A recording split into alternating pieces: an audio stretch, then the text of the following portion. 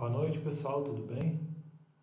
Hoje nós vamos ver o algoritmo dos K-vizinhos mais próximos, também conhecido em inglês como K-nearest neighbors. É um algoritmo muito utilizado para classificação e regressão. Ele é bem simples, mas bem poderoso. Então hoje nós vamos dar uma olhada como ele funciona. Bom, a motivação por trás da utilização não só do algoritmo do KNN, o K-nearest neighbors, para classificação e regressão, mas e para outros algoritmos de classificação, que nós podemos utilizar esses algoritmos para fazer predição, por exemplo, no mercado de ações, se as ações vão subir ou vão cair. A gente pode usar também para fazer análise de crédito, para diferenciar entre clientes que têm baixo e alto risco, e para sistemas de recomendação. Por exemplo, se você compra uma cerveja X, o sistema de recomendação vai entender aquilo e vai tentar te recomendar algumas coisas similares. É o que o Google faz com muitas coisas que a gente procura, procuras que a gente faz com o Google, ele acaba sempre oferecendo produtos similares àquela procura que a gente fez. Ele usa um sistema de recomendação. Bom, o algoritmo dos K-vizinhos mais próximos, KNN, do inglês, como eu já disse, K-nearest neighbors, ele é uma das estratégias mais simples para se atacar problemas tanto de classificação quanto de regressão. Ele é um algoritmo do tipo não paramétrico, pois no caso pois diferentemente do que vimos até no momento dos outros algoritmos, ele não tem um modelo que vai ser treinado. Então ele não tem parâmetros, ele não vai encontrar pesos durante um treinamento, ele não tem treinamento. E tampouco ele faz qualquer suposição a respeito dos dados. Então não existe nenhuma suposição a respeito dos dados de treinamento e tampouco um modelo. Como que ele funciona? O algoritmo KNN ele necessita que todos os exemplos do conjunto de treinamento, ou seja, o XI com K atributos pertencentes a um vetor, então esses X, os exemplos do conjunto de treinamento, são vetores reais com dimensão K, ou seja, são vetores coluna, e seus respectivos rótulos. Então, como todo algoritmo supervisionado, ele precisa dos rótulos também, os Y, ou seja, as respostas desejadas. Então, esse conjunto de treinamento ele é armazenado. Então, o algoritmo do KNN ele necessita que o conjunto de treinamento seja armazenado em memória. Em seguida, dado um exemplo de entrada x', a gente vai chamar de x', a saída para este exemplo de entrada vai depender dos rótulos associados aos K exemplos de treinamento mais próximos daquele exemplo de entrada x' no espaço de atributos. Então, dado um novo exemplo de entrada, o x', ele vai procurar no meio de todos aqueles vetores que eu tenho do conjunto de treinamento, os K mais próximos. Então ele vai medir, a gente vai ver logo em seguida uma forma de medir essa distância para os vizinhos e encontrar os K vizinhos mais próximos. Então, por exemplo, nós podemos tomar a média aritmética dos rótulos, ou seja, as saídas desejadas dos vizinhos mais próximos, conforme eu mostro aqui nessa equação. Então, é a média aritmética dos rótulos que eu já tenho. Onde NK de x' é a vizinhança do vetor de entrada x', formado pelos exemplos de treinamento x, que correspondem aos K vizinhos mais próximos do vetor de entrada x'. Uma observação importante aqui é para vocês não confundirem o número de atributos K maiúsculo com o número de vizinhos mais próximos, K minúsculo. São coisas diferentes. Então, nós já vínhamos utilizando o valor K maiúsculo para denotar o número de atributos e agora nós estamos utilizando o K minúsculo para atribuir, para denotar os K vizinhos mais próximos.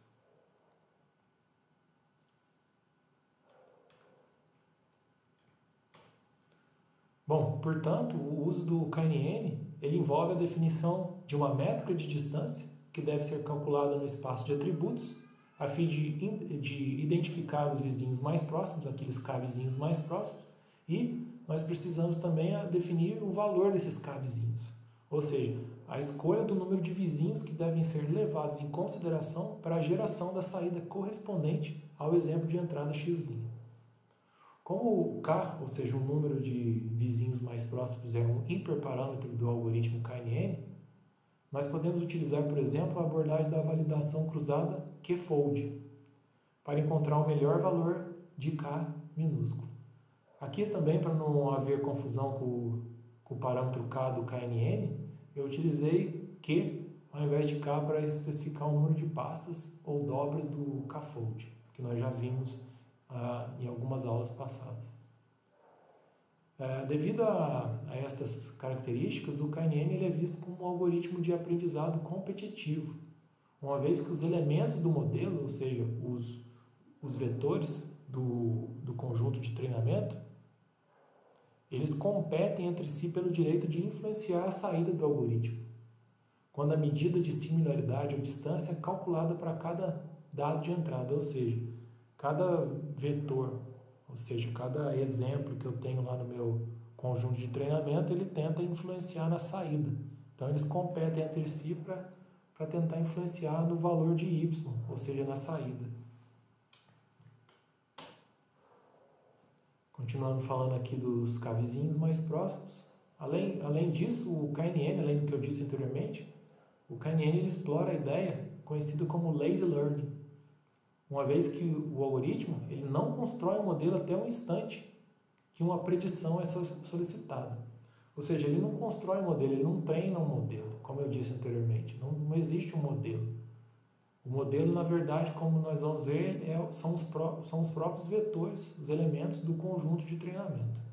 Então, até o momento que eu tenho um vetor de entrada desconhecido com o qual eu quero realizar uma classificação, fazer a predição de qual classe ele pertence, até aquele momento não existe um modelo em si.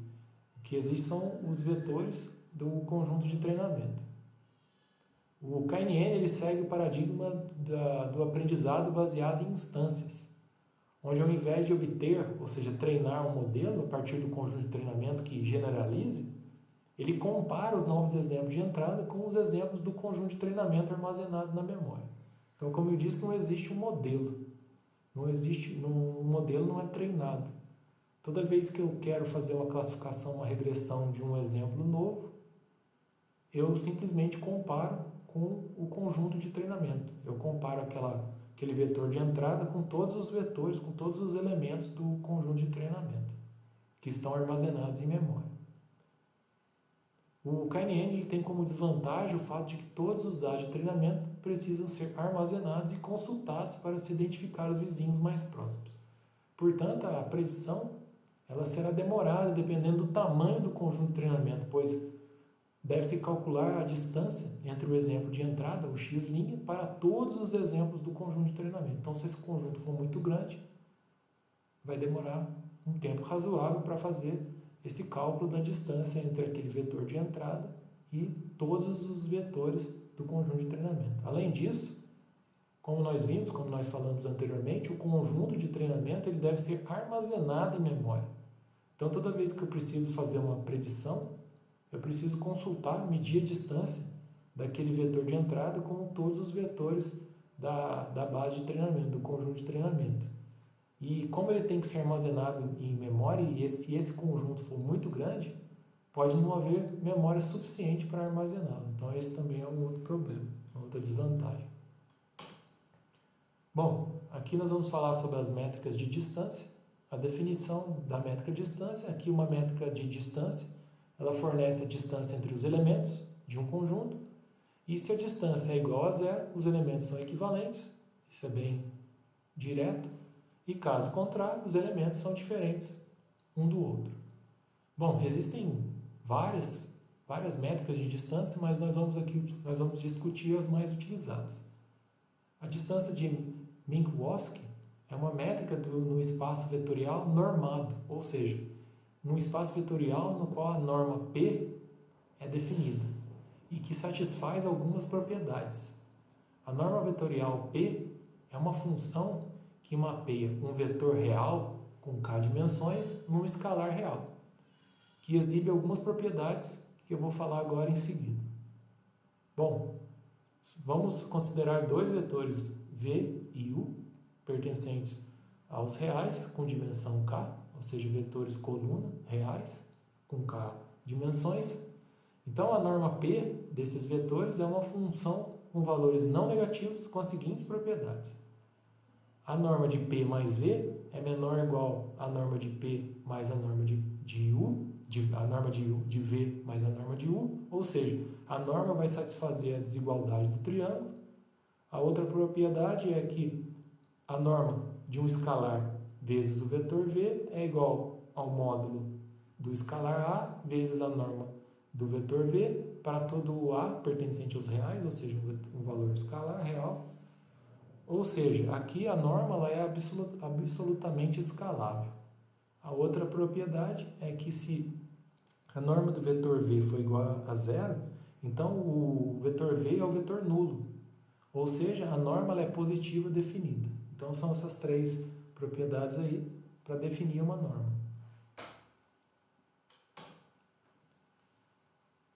Bom, aqui a distância de Minkowski, de ordem P, ela é calculada usando essa equação mostrada abaixo. Então, é o somatório do módulo de xi menos yi elevado a p, e tudo isso, após o somatório, elevado a 1 sobre p. Essa distância ela é uma métrica de distância generalizada, ou seja, nós podemos manipular a equação acima para calcular a distância entre dois pontos de dado, ou seja, dois elementos de dados de formas diferentes, dependendo do valor de p. Então, alguns casos particulares aqui é quando p é igual a 1, nós temos a distância de Manhattan. Quando p, aqui na equação, é igual a 1, então simplesmente nós temos o somatório do módulo de x menos y. E quando p é igual a 2, nós temos a distância euclidiana, que vai ser a raiz quadrada do somatório do módulo de x menos y elevado ao quadrado. Bom, aqui eu falo sobre a utilização do algoritmo KNN para classificação. Com relação ao problema da classificação, a saída dessa equação que eu mostro aqui abaixo, que é a média aritmética dos valores dos labels, dos rótulos, gerada pelo KNN, equivale a tomar o voto majoritário dos k vizinhos mais próximos do vetor de entrada x'. Ou seja, um novo exemplo de entrada x', ele é classificado como sendo pertencente à classe que contiver o maior número de vizinhos daquele vetor de entrada x'. Aqui um exemplo simples é o exemplo de classificação com KNN, como eu mostro aqui na figura ao lado. O exemplo de teste, ou seja, o vetor de entrada x', que é o ponto verde, ele pode ser classificado como pertencente à classe dos quadrados azuis ou dos triângulos vermelhos, dependendo do número de vizinhos, ou seja, do valor k, o valor do hiperparâmetro k. Por exemplo, se o k for igual a 3, o círculo utilizando linha sólida, o ponto em verde, o vetor x', ele vai ser atribuído à classe dos triângulos vermelhos, porque existem dois triângulos e apenas um quadrado próximo dentro do círculo aqui, que estão próximos aqui do x'. Agora, se o k for igual a 5, o círculo tracejado, o ponto aqui em verde, ou seja, o vetor x', ele vai ser atribuído à classe dos quadrados azuis, porque agora nós temos 3 quadrados azuis próximos e apenas 2 triângulos vermelhos. Então, o valor do hiperparâmetro Q, na verdade K, vai variar, vai depender, vai fazer com que a classificação dos vetores de entrada variem bastante. Então é um vetor, é um valor, um hiperparâmetro que precisa ser encontrado o valor ótimo. Uma observação. Uma técnica bastante útil aqui é atribuir pesos diferentes à contribuição de cada vizinho à decisão final, de tal forma que vizinhos mais próximos contribuam com mais do que vizinhos mais distantes. Então, vizinhos mais próximos vão ter um peso maior do que vizinhos mais distantes. Portanto, uma alternativa que nós podemos utilizar e que é muito usual é definir os pesos como sendo inversamente proporcionais às distâncias dos vizinhos, ao exemplo de entrada x'. Então, conforme a distância aumenta, o peso daquele exemplo diminui. E conforme ele está mais perto, o peso aumenta. A gente vai ver que utilizando a biblioteca scikit-learn, a gente pode alterar entre utilizar pesos inversamente proporcionais à distância ou uniformes, ou seja, não existe o peso é igual para todos os elementos do conjunto de treinamento. Aqui um exemplo da utilização do KNN para classificação com a biblioteca scikit-learn. Conforme nós podemos ver aqui nesse pedaço de código, eu importo a classe kNeighbors classifier, o classificador utilizando o kNearestNeighbors. Crio duas classes de dados que se sobrepõem, conforme estou mostrando aqui na figura. A figura que mostra a distribuição dos exemplos de treinamento. Tem duas classes aqui, os pontos azuis e o X em vermelho. Instancio um objeto da classe kNeighbors classifier, utilizando aqui a distância, ou seja, o peso de cada vizinho ao inverso da distância, por exemplo, de entrada. Aqui eu defino o número de vizinhos mais próximos que eu quero. No caso desse exemplo, eu estou variando para 1, 5 e 15. Treino o classificador, que na verdade é armazenar o conjunto de treinamento na memória, e realizo a predição. Então aqui na figura, conforme vocês podem ver, ela mostra a fronteira de decisão criada pelo KNN para cada valor de K que eu considerei, 1, 5 e 15. E como vocês podem ver, à medida que o K aumenta, a fronteira ela tende a ficar mais suave e menos regiões isoladas são criadas para cada classe. Então, quando K é igual a 1, nós vemos aqui que como existem alguns valores dessa classe 0 no meio da outra classe dos pontinhos vermelhos, dos X vermelhos, ele acaba criando regiões isoladas. Mas conforme eu aumento o número de K, a fronteira fica mais suave e eu deixo de ter essas regiões isoladas. Esse exemplo vocês podem encontrar lá no site, no zip, no arquivinho zip, e esse aqui é o nome do exemplo. Agora eu falo sobre KNN para regressão, ou seja, utilizando o algoritmo KNN para realizar a regressão. Bom, seja NK de x', um conjunto formado pelos K exemplos de treinamento x pertencente aos reais, com dimensão K por 1, ou seja, um vetor coluna, mais próximos ao exemplo de entrada x'. As saídas associadas a esses exemplos de treinamento são denotadas por YJ de x pertencente a NK de x, para J de 1 a K. Dessa forma, quando utilizado para regressão, a saída do algoritmo KNN para um novo exemplo de entrada x', ele pode ser escrito de forma geral, como mostrado aqui. Então, eu tenho que a saída vai ser o somatório de um peso vezes o valor de saída, dividido pelo somatório dos pesos, onde o WJ, de 1 até K, representa o peso associado ao J'ésimo vizinho de x'. Os pesos associados aos vizinhos, como eu disse anteriormente, para classificação, aqui também para regressão, eles podem ser uniformes ou inversamente proporcionais à distância.